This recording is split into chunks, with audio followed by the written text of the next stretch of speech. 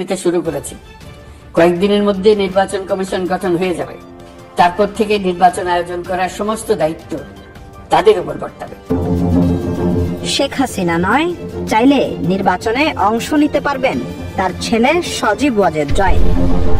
গতকাল জাতির উদ্দেশ্যে দেওয়া ভাষণের পর প্রধান উপদেষ্টার প্রেস উইংকে দেওয়া বিবৃতিতে এমনটাই জানিয়েছেন অন্তর্বর্তীকালীন অধ্যাপক ডক্টর মোহাম্মদ ইউনূস।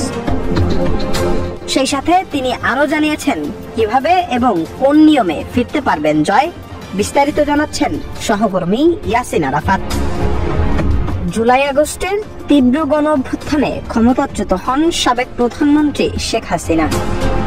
শেখ হাসিনার দেশ ত্যাগের পর তার নামে জুড়ে দেওয়া হয়েছে অর্ধশতাধিক হত্যা মামলা সহ 150টিরও বেশি গুম খুনের সহযোগী মামলা। ডক্টর মোহাম্মদ ইউনূসের প্রেস উইং জানিয়েছেন শেখ হাসিনার নামে মামলা আছে ভরি ভরি। তবে শেখ হাসিনার নামে মামলার পাহাড় থাকলেও মামলা নেই পুত্র জয়ের ঝুলিতে। যেহেতু নির্বাচন দিলে আওয়ামী লীগ নির্দ্বিধায় অংশ নিতে পারবে, সেহেতু শেখ হাসিনা।